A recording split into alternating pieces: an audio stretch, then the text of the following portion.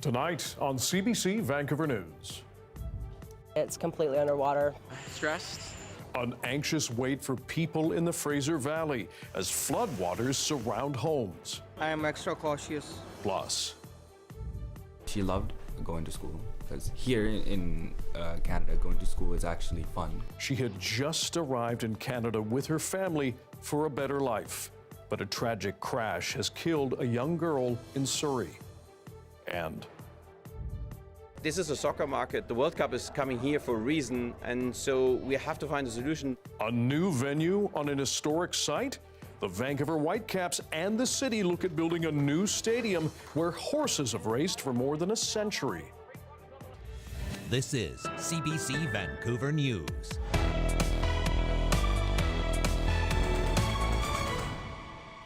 Hello, I'm Dan Burritt. Thanks for joining us. BC officials have expanded flood warnings in the Fraser Valley after an atmospheric river pummeled that region. In Abbotsford, a state of emergency continues with hundreds of properties on evacuation order and many more on alert to leave. Benit Brach has the latest from one neighborhood close to the American border. Abbotsford residents watching the moments unfold as water from the U.S. breaches into borderside areas. Stacy and Mike Yost are among those whose homes have flooded in the Huntington neighborhood. It's completely underwater. Yeah. I don't know if it's at our door yet or at the steps. Stressed out.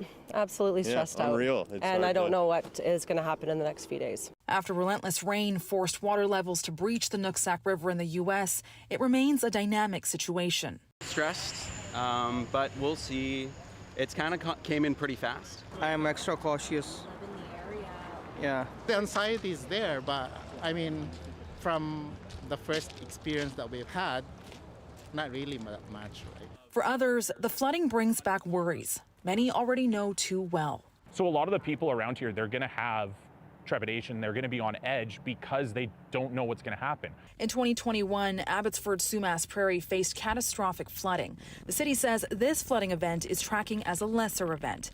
The Sumas Prairie farmer lost his home back then. So this is the water that we had that came in. What we really lost was a lot of kind of those childhood mementos. A lot of my son's keepsakes were lost in the flood, and those you can't replace, but everything else you can. So we just look at it that way. Now, Jeffrey Spitter's family is building back with a new home here. He says Sumas Prairie farmers are resilient, but when it comes to the land, there's also a large group of us that would have liked to have seen more action done in protecting these regions. Residents here say that more action is needed from the United States to prevent flooding like this in the future. The province says communication across the border has improved. It also says that Washington knows there's more mitigation that needs to be done. That kind of work is definitely going to take time.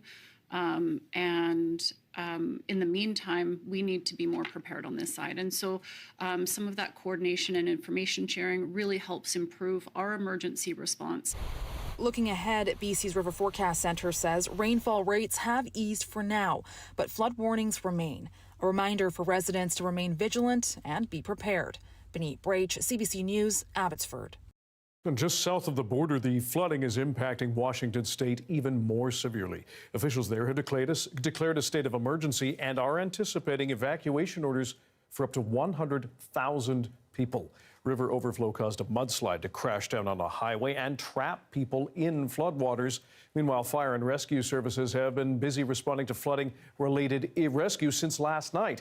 Amtrak service between Seattle and Vancouver has also been suspended until Friday, with alternate bus transportation not guaranteed because of flooding on roads. Speaking of roads, the torrential rain has also forced some major highways connecting the Lower Mainland to BC's interior to be closed for times. Our Janella Hamilton joins us with more. Janella, what is the latest on the roads?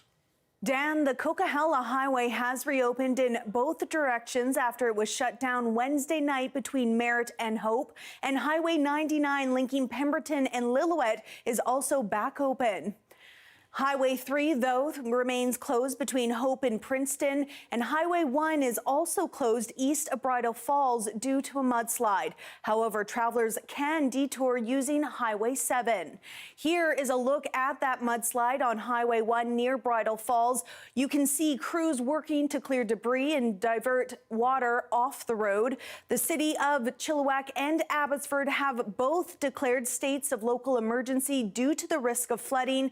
2 more properties in Chilliwack were put on evacuation order, while Abbotsford expanded its evacuation order to include 82 properties in Huntington Village. An order remains in place for 371 properties in Sumas Prairie West. An alert for Claiborne Village has been lifted.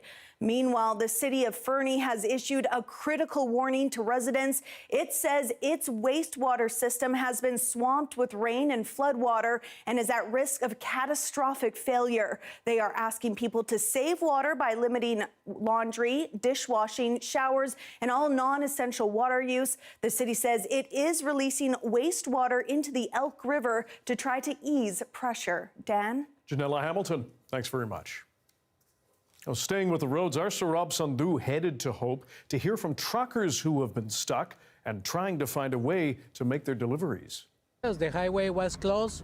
Jose Bernal is a Calgary-based trucker. He says he's been waiting all night at the Bridal Falls off-ramp for Highway 1 to reopen to eastbound traffic. But after hours of waiting, he's heading towards Highway 7. Maybe I will not have enough time to arrive to Calgary. Because here in the truck industry, we have 13 hours to arrive the shift. Maybe I can do it because the traffic. Highway 7 was closed west of Hope Wednesday evening due to rock slides, but opened Thursday morning to alternating single-lane traffic. Go Highway 9 to 7, 7 to 1, Hope to Kamloops. BC Trucking Association CEO Dave Earle says overall operations were not as disruptive as they could have been, but this should be a wake-up call to government to improve infrastructure in the province. When all the routes are closed for a number of hours, it does create disruptions. And as you heard from the driver, that's something that we certainly see. And yes, there are ripple impacts, and yes, there were a lot of movements that were delayed. Drive BC is advising drivers to check the road conditions before they head out and to pay attention to any emergency messaging and traffic controls. Drivers are also being cautioned that other provincial roadways could be closed with little or no notice. Saurabh Sandhu, CBC News, Bridal Falls.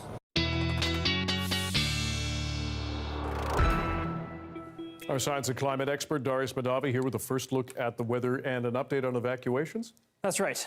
We have seen widespread flooding across parts of the Fraser Valley, in some places more intense than others. We've had our colleagues Dan out all day collecting footage and visuals and talking to people out there, and a number of people who have been forced to evacuate their homes, especially in parts of the Fraser Valley, where we have a number of evacuation orders and alerts in place, especially along the agricultural lands of the Sumas Prairie, as well as the residential areas closer to the border. We also seen a few orders and alerts issued in parts of Chilliwack, especially down in more southern areas.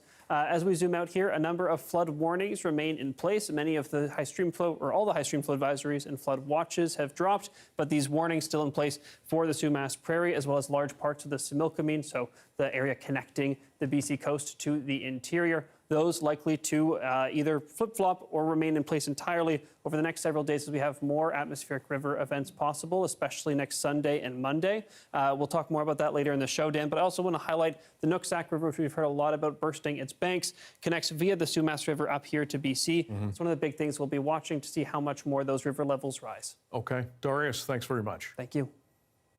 To other news now, the Vancouver Whitecaps are one step closer to getting their own stadium.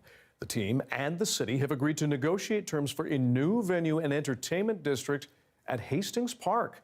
But as John Hernandez explains, there's no guarantee the project will actually be built. Hopefully, we will remember this day at some day in the future as a remarkable day. It's no ordinary off-season signing for the Vancouver Whitecaps, but it could prove crucial for the team's future. This is a very important first step and now we go back to work. The Whitecaps and the City of Vancouver have agreed to negotiate plans for a new stadium and entertainment hub at Hastings Park to try to keep the team in Vancouver.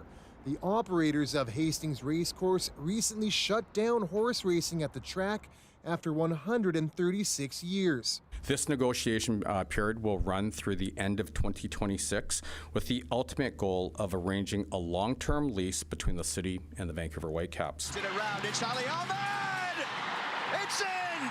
An agreement that comes amid mounting uncertainty, despite the Whitecaps' on-field success, including a recent trip to the MLS Cup. League executives have called the team's stadium situation untenable. Unlike many other MLS teams, the Whitecaps don't own and operate their own stadium, which means it's missing out on revenue. We have got more than 600,000 people into the stadium, what is way more than 50% of the total attendance of BC Place. But we are second from bottom in revenues in this league, and that cannot work. The team went up for sale last December. Schuster hopes the prospect of their own stadium at Hastings Park could entice buyers to keep the Caps in Vancouver. This is a soccer market. The World Cup is coming here for a reason, and so we have to find a solution. You want to be passionate about something which has a future. Fans like Southsider Peter Zimmerman, who followed the team to Miami, are cautiously optimistic. It kind of gives that reassurance. The team's lease with BC Place ends at the end of the year. The Caps hope they can negotiate an interim deal to let them stay there until they get a new permanent home. John Hernandez, CBC News, Vancouver. So one big question, why did the city agree to this deal and how could it change Vancouver? To that, we go to our municipal affairs reporter, Justin McElroy. Justin, why a lease at Hastings Park?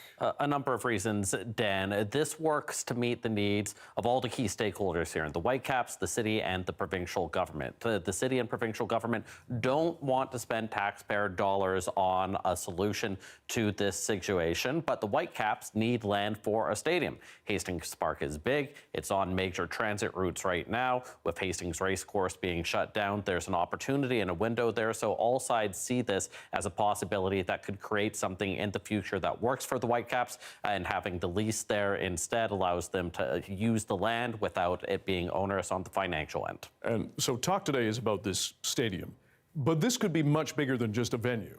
Well, and that's why the Whitecaps think this is feasible, and this is what the city is able to offer beyond simply the Hastings Racecourse land itself. Because if you look at this map, what's being negotiated here in the red isn't just the racecourse, but also those stables beside it. Now, that's about 300 meters by 150 meters wide. That's being talked about as an entertainment district that could work in the future, that could have things like hotels, conceivably, condos, restaurants, things that would be owned or overseen by the Whitecaps and their new owners that could generate the revenue required for all the loans required to build a new stadium.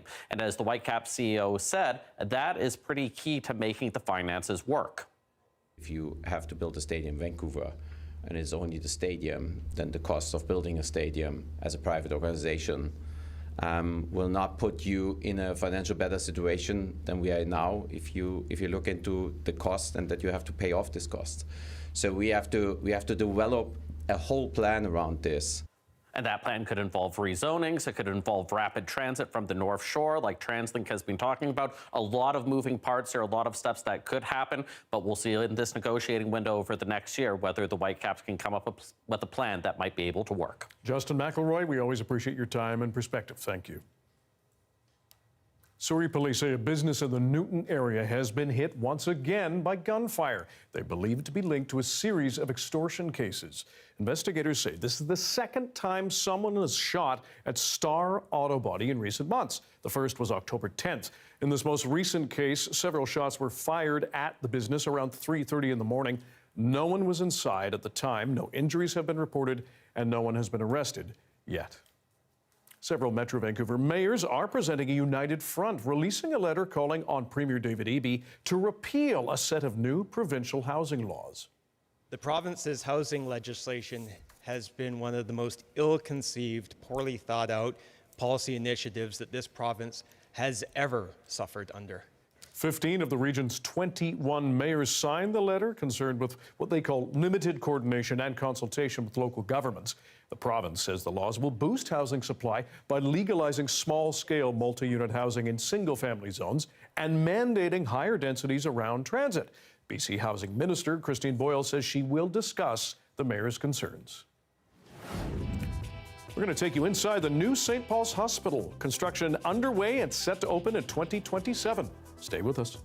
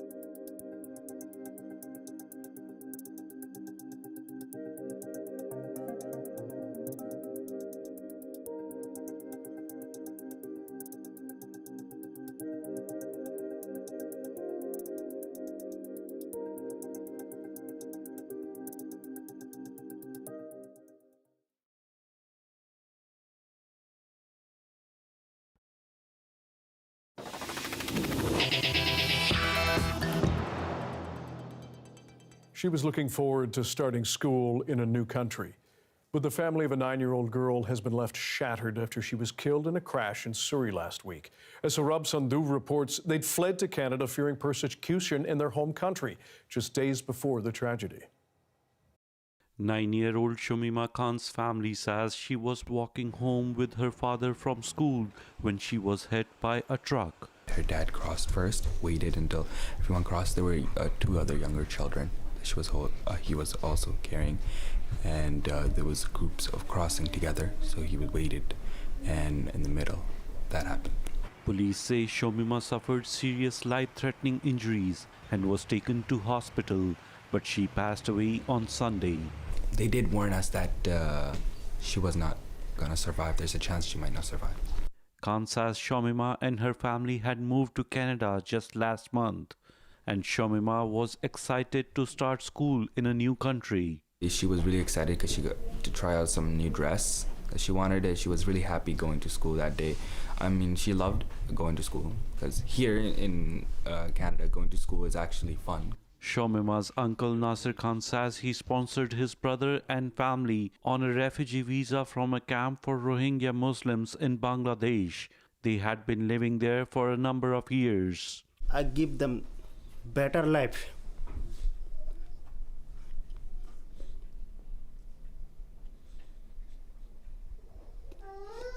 I sponsor them. We don't have a citizenship, our home country. We cannot go back. In Burma, Rohingya Muslims are not considered citizens. In recent years, several 100,000 have fled Burma in favor of nearby countries. We don't have any citizen right. We don't have any human right. Surrey Police says its collision unit is investigating the cause. I just hope that something like this never happens to anyone. And this is a child. The family says Shamima's body was laid to rest on Monday, but the tragedy has left them devastated.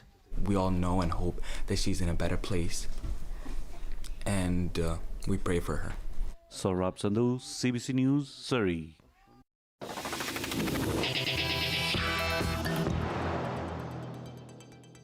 Construction for the new St. Paul's Hospital in Vancouver is well underway. It will double the size of the old facility. Tanushi Bhatnagar brings us inside. St. Paul's Hospital, a 130-year-old essential but aging healthcare site in downtown Vancouver. Now, 6 years since it was approved for a makeover, the new site in East Vancouver's Falls Creek is starting to take shape. It's gone from being a kind of building site that could be anything to it's absolutely a hospital now. The new hospital will be 11 stories tall, almost double the size of the current building. It will add 115 beds to its current capacity, upping it to nearly 550 spaces. Providence Healthcare says each bedroom will be single occupancy. Over in that corner is where the family zone will be. It'll have a pull-out actual sofa. Maternity and NICU units will be upgraded to be more family-focused. There's 10 rooms here. 2 rooms are built out if we had twins. They're slightly larger rooms. And then we also have isolation rooms as well. The plan also includes 18 new operating rooms, 2 of them hybrid ORs, meaning they would have the ability to incorporate future robotic technology. This is kind of one of our standard ORs. As you can see, there's multiple things going on. We have multiple screens for the clinical staff to be able to see what they're specifically doing surgery on. The new site was planned as a $2.2 billion project, and the province says construction costs have stayed on track. Inflation might raise the cost, but only slightly. It's not running over budget, but there could be an impact from the interest rate changes because, of course, like every capital project, it's financed in a way. She says the design is built to be resilient. This new St. Paul's Hospital will be built to post-disaster standards. We dug down to glacial till, which means that no matter what happens, our hospital is not going anywhere. Wong says the hospital's key mechanical equipment is on higher floors. In case of any flooding, it'll keep the building running for 3 days. Construction is expected to complete in summer next year, and patient care will start by early 2027. Tanushi Bhatnagar, CBC News, Vancouver. The day that was in Tofino, Darius has your BC-wide forecast coming up.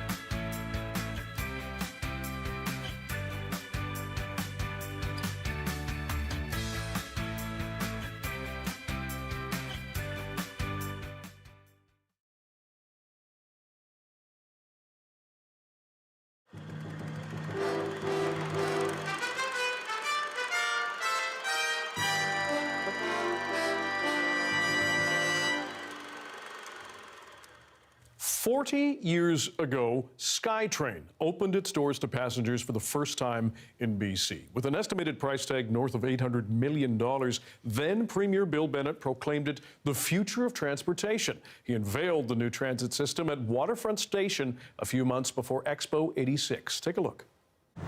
Early this morning, the barricades were coming down. Today was the day to strike up the band and start celebrating. And the world will come to see the future, and they can see that future at Expo, but they will see the future of transportation through the SkyTrain. And so I'd like to say, today is just the first of a lot of exciting things that are part of a total package that means exciting things that will continue to happen not only in Greater Vancouver, but all of British Columbia, and all British Columbians take pride in what we're opening today. Then it was time to officially call in the first train. Thank you. Would you bring on the first SkyTrain at Waterfront Station here in Vancouver? Roger.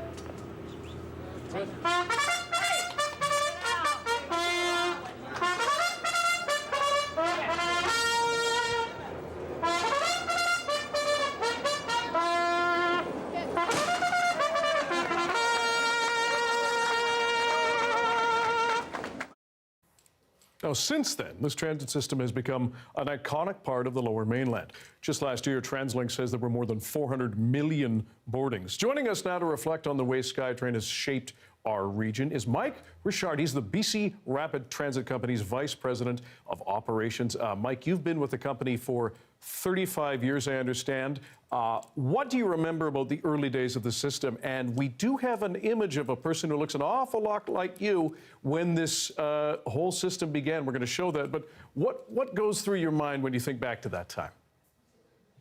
Well, you know, certainly, Dan, we were really excited about that opening day. We'd put in a lot of time, a lot of effort, preparing, testing the trains, getting it all ready. You know, now it was time to get people riding it. And yeah, it was pretty exciting for us all. And we had no idea what we were headed for. We didn't know what the future held for us, but we were certainly excited about getting it running. And we've seen massive expansion of our region population and transportation systems. How has that system grown over the years, and how do you think it's shaped our region? Well, if you look, Metrotown, New Westminster, Surrey, even in Langley now, there's high-rise buildings that, you know, they didn't exist before. And would they have happened anyway? And they might have. But I truly believe that they happened because of SkyTrain and what SkyTrain brought to the region. Now, SkyTrain was the world's oldest driverless rapid transit system. It was unique to Metro Vancouver. Why do you think it succeeded here and perhaps not in other cities and places? Well, one of the reasons I think that it succeeded here is because we didn't have a legacy system. We didn't have anything here. There was nothing to compare it to. It was new. People wanted something. We got state of the art when we built it, and so we got something that was exciting. Whereas other big cities big North American cities that need rapid transit, they already had rapid transit. They already had legacy systems that were in there. They've been around for a long time. So you know, they weren't going to tear that system out to put in a driverless automated system. Mm-hmm. That said, though, I think all of the North American systems, or most at least, when they plan new lines, they always look at driverless and automated today as part of their business case modeling. You mentioned the extension that's happening in Langley and through Surrey for SkyTrain. We have the extension out to Arbutus and perhaps beyond one day out to UBC. I understand you may not be in the planning department, but given the extensions that we're seeing right now in this region, and given your long history with the system, where do you see SkyTrain going from here? Well, once we get to UBC, I think that is sort of the beginning of what's next. And there's plenty of opportunities throughout the region. I know, the Rich Meadows area are keen, South Surrey, the North Shore. There's been interest expressed from the North Shore. I really do think that there's opportunities to expand the existing SkyTrain system beyond just where we are today. Perhaps not all the way out into the valley, say, to Abbotsford, Chilliwack, that's probably a bit of a stretch, but the Langleys, Aldergroves, and north of the Fraser, I think there's some big opportunities there. Mike Richard, the BC Rapid Transit Company's Vice President of Operations. We appreciate your time and your perspective. Very valuable. Thanks very much. Thank you. And we have to make a correction. Mike Richard says he's actually been with the BC Rapid Transit Company for 42 years. Thanks, Mike. To a very different transportation story now. Via Rail passengers on a routine trip from Montreal to Toronto found themselves stuck overnight. Their train without power blocking 2 other trains in the process. Everyone's home now, but as Michelle Song explains, questions about Via's contingency plans linger. Do you hold this? Yeah, of course. After hours stranded on a broken down Via Rail train, this is the moment Isabel Leduc and her fellow passengers were finally able to hop off. But it wasn't the end of their ordeal. We had no running water or heat. We were at least an hour with glow sticks. Train number 669 was heading from Montreal to Toronto when it experienced a mechanical failure near Brockville, Ontario. At first we were going to wait, and there was all kinds of miscommunication, not miscommunication, but there was going to be a train to come to push us. And then that didn't work. 2 other trains, numbers 48 and 54, traveling from Toronto to Ottawa, were also disrupted. They stopped in Brockville and sheltered the initial stranded group for several more hours. In all, passengers stuck for more than 12 hours waiting for a way out. Unfortunately, this night, there were no buses available through the whole region. One train eventually headed to Toronto in the morning, another to Ottawa. Passengers arrived exhausted. I didn't get to sleep at all. Very surprised that it took this long to figure out a solution. Many now questioning the company's response to the incident. We'll do everything we need to do to review the sequence of events and see where we can improve. And the response is critical, and we want Via Rail to continue to improve on that. There have been similar issues in the past. Just last year, another Via train was also stuck in Brockville for several hours because of mechanical issues. And a train headed for Quebec City from Montreal broke down for 10 hours. Having a more robust network, having the ability to have a bit more flexibility would certainly make the responses a lot more flexible and a lot quicker. Via Rail says it will refund all affected passengers and provide a travel credit. Michelle Song, CBC News, Toronto. A major development in Ottawa today, just as MPs rise for the Christmas break. Ontario member Michael Maw says he is leaving the Conservative caucus and joining the governing Liberals. Prime Minister Mark Carney addressed the move at his party's Christmas event. So let's give a warm welcome to our newest member of the Liberal Party, Michael Maw. In a statement, Maw says he made the decision after listening to his constituents in the riding of Markham-Unionville in the Greater Toronto area. His move comes just a few weeks after former Conservative Chris d'Entremont also left the Conservatives to join the Grits.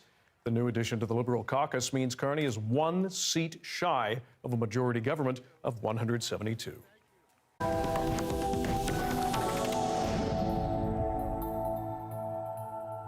A storm battering the Gaza Strip is compounding a humanitarian crisis in that territory. Torrential rains have drenched tent encampments and have flooded shelters. As Rafi Boudjikanian shows us, refugees displaced by the conflict between Israel and Hamas are now entering a more dire situation. Neighborhoods filled with the tents of the displaced have flooded, and that's just the start. Local media reports 3 buildings have collapsed. A CBC freelance videographer went to assess the damage at one of them for himself. A resident told him that that building was already damaged by bombing, and the rainwater from Storm Byron finished the job. وبعدنا كل الأولاد كل الأطفال السيارات النساء اللي كل حاجة بصير فيها خطر أبعدناها عن المنطقة كلها. With Storm Byron ongoing, aid organizations say it's difficult to quantify the damage so far, but that 18,600 people have been displaced due to previous storms this season. UNICEF now trying to figure out what impact Byron is having on the ground. I also went to a few tents and they are completely flooded. Those tents are definitely not equipped to resist the strong winds and the heavy rains. And I met with families and children, all their children. All the children I met are sick. The mattresses are completely damped. The children have wet clothes on them. It's not possible for them to change clothes because actually most of them have been displaced. And when you're displaced, you very often run with only what you have on your back. So it's a very, very concerning situation. Part of the challenge for aid groups is replacing damaged material like tent poles and drain pipes, both subject to control at Gaza's checkpoints. Aid groups say that drinking water systems have been damaged by Storm Byron, compounding the malnutrition affecting the region. They say they're worried about children succumbing to hypothermia, and the Palestinian Health Authority says one has already died overnight due to that illness. Rafi Mujikani on CBC News, Jerusalem. Catastrophic storms have wreaked havoc in many countries in recent weeks, and we will be seeing more of them in the years ahead. International climate correspondent Susan Ormiston tells us why. The devastation was the worst in a lifetime for many people across a wide swath of Sri Lanka, Indonesia, and Thailand. It rained nonstop for 3 days. We heard the warnings of flooding, she said, but we didn't expect the water to go this high. That was one deadly problem. The storms were slow moving. Torrential rain lingered for days, triggering landslides. And the total amount of rain was unprecedented, influenced by a warming climate. Basically, the heavy rain associated with such cyclones is becoming more intense as the climate warms. The World Weather Attribution Group of 21 scientists report that once-in-a-century storms like these could happen once every 30 years in Sri Lanka, in part because the Indian Ocean is tracking warmer. Flooding, expected during monsoon seasons, up to a meter, rose far beyond historical levels. In some areas, it was exceeding 14 to 15 feet over the land mass. So even reaching the second floor could not save sometimes the affected people. And they were vulnerable because intense deforestation means hillsides can't hold increased water. And floodplains are now urban centers. Millions of people have been temporarily displaced. We lost everything, including my son's tuk-tuk. We don't know where to go or what to do, she says. The takeaway forecast, say the scientists, is countries have to expect and adapt to more frequent and more intense rains as global temperatures rise. As we continue to burn fossil fuels, then the trend will continue. And the costs will rise too. Losses plus recovery in these disasters could top $10 billion. Susan Ormiston, CBC News, Toronto. Coming up, we look at why mitigating the aftermath of BC's atmospheric river events is so challenging. Stick around.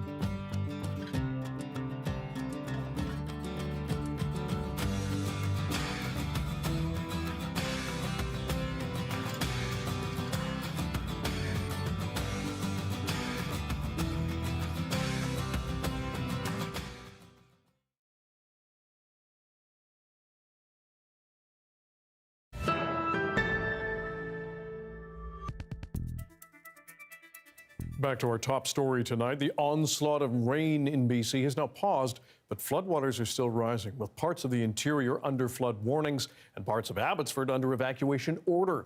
That's where Yasmin Khanea met some people who aren't leaving. The floodwaters came gushing in after days of intense downpour. Got about 2 hours sleep last night. We've been watching it. Chicken farmer Dave Martins is nervous. He lost thousands of birds during catastrophic floods 4 years ago. I've moved my equipment, as you can see over here. I've moved my equipment to high ground. East of Vancouver, people in Chilliwack and Abbotsford in the fertile Fraser Valley have faced multiple flood warnings and watches this week. The threat is flowing from the south, with Washington state rivers like the Nooksack topping their banks and water surging into Canada.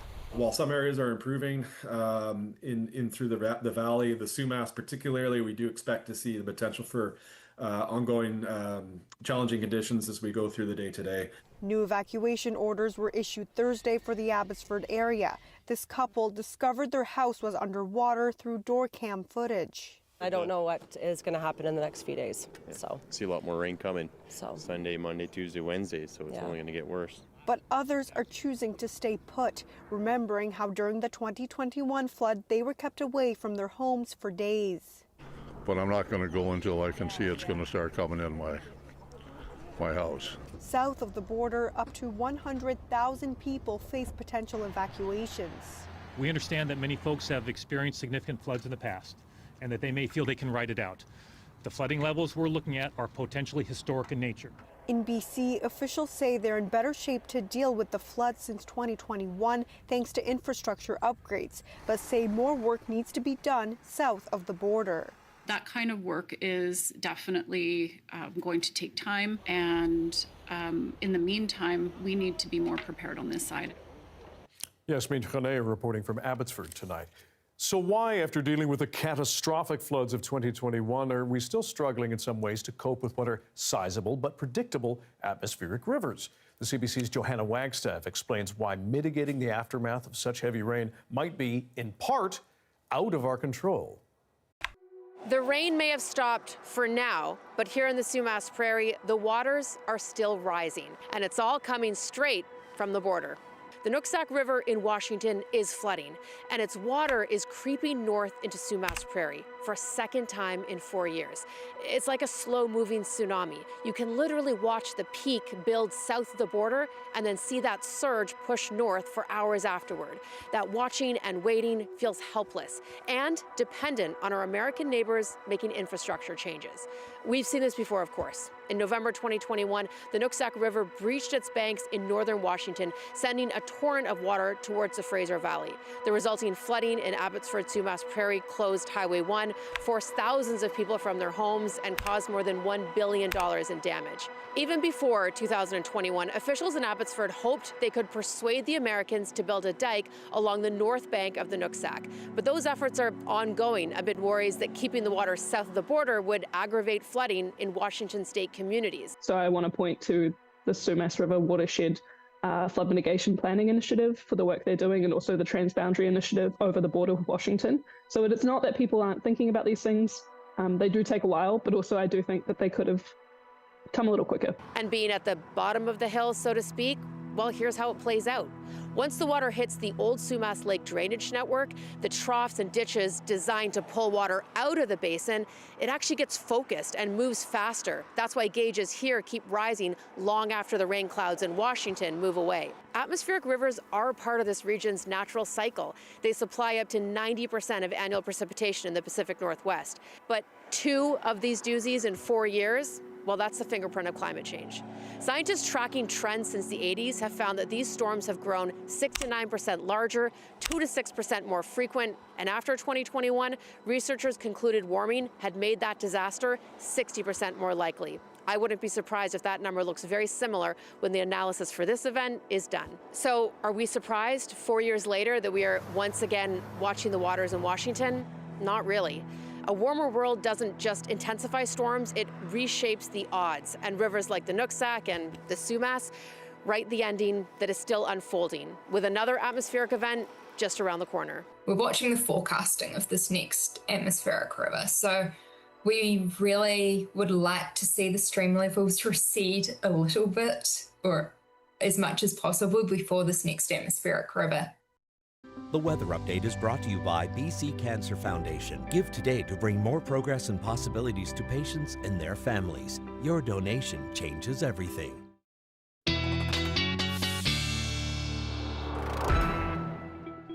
Darius Madavi back with the BC-wide weather forecast. Just before we get to you, Darius, the city of Abbotsford has just sent out a news release with an update. They say floodwaters are expected to peak within the next 12 hours.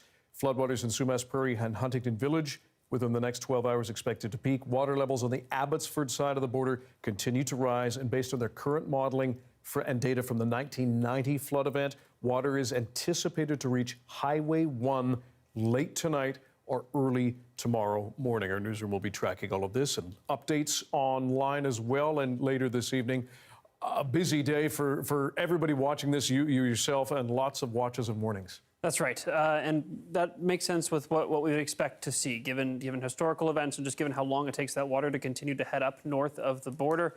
And as those water levels continue to rise, of course, as Dan said, we'll be keeping a close eye on it. Now, some other watches and warnings in other parts of the province quickly before we get back to the south coast. We have extreme cold warnings blanketing the northern sections of the province. Those should drop by tomorrow evening, as well as some for the Peace region, those likely staying in place until Saturday. We have a winter storm watch, so the possibility of a winter storm, 25 to 35 centimeters coming to parts of the north coast on Saturday specifically.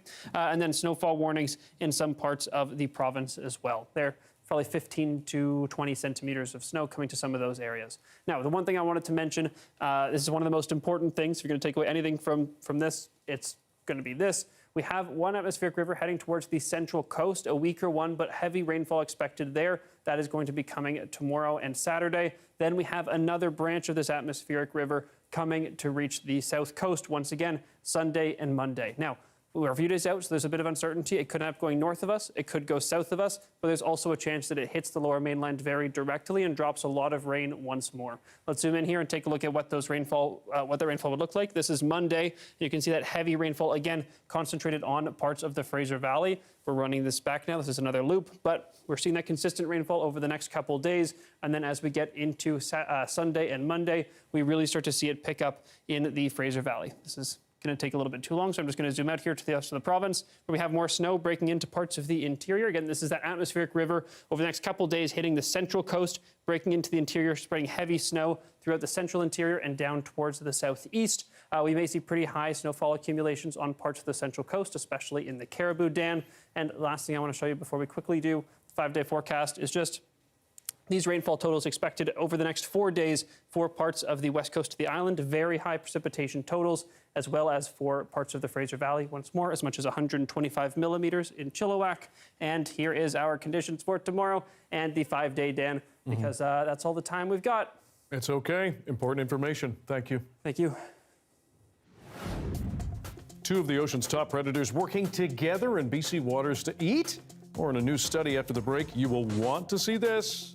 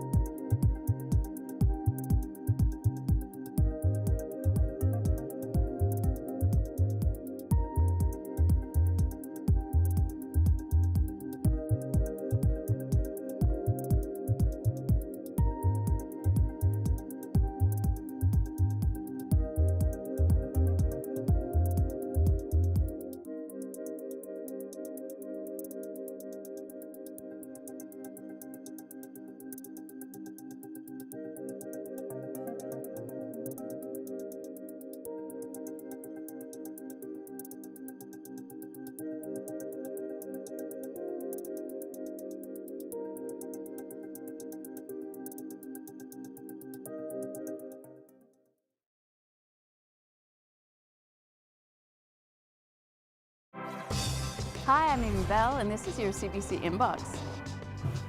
December 5th kicked off CBC's Make the Season Kind, supporting food banks in British Columbia. Thank you to all who have already donated generously and made a difference. The charity drive continues until December 31st. To find out more, head to cbc.ca/kindbc. And never miss a special programming series, event, or contest. Subscribe to CBC Vancouver's e-newsletter and keep connected with us. Canadian researchers have captured rare video of killer whales and dolphins foraging salmon together off the BC coast. Yasmin Khanea has more on the apparent cooperation. It's being called an extraordinary discovery. Northern resident killer whales and Pacific white-sided dolphins working together to find salmon. It's really unique in the animal world to see dolphins and killer whales foraging together.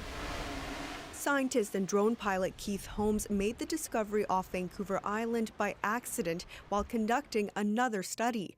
Researchers then temporarily attached tags to some whales to watch and listen to their interactions with dolphins. We could hear their calls and echolocating.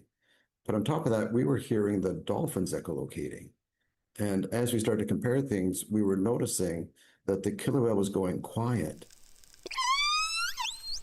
Turns out the orcas were listening to the dolphins, who were diving deep into the ocean to search for large Chinook salmon, prey that dolphins can't catch on their own and that are too big for them to eat whole. The orcas then make the kill, sharing the food with their pods, and the dolphins get the scraps. So it works out for both parties. Everyone's happy at the end of a successful fishing trip. And it's no fluke. Researchers saw dolphins swim near whales more than 250 times in one summer. Marine experts outside of the study say orcas have had to adapt to changing ecosystems. It's not surprising that they would learn that in order to survive, especially in this day and age when food may not be as accessible as it once was, that they really do need to work together. That teamwork could be critical in helping marine mammals deal with noise from ship traffic. Potentially, it could be advantageous to have cooperative foraging with other animals. Researchers also wonder if it could offer southern resident killer whales considered endangered in Canada, partly because of a lack of food, a lifeline. Yasmin Khanea, CBC News, Vancouver. So cool. Thanks for being with us tonight on CBC Vancouver News at 6. You can watch this newscast on CBC Gem, YouTube, and our website, cbc.ca/BC. And we'll have your next local news at 11 o'clock right after the National. See you then.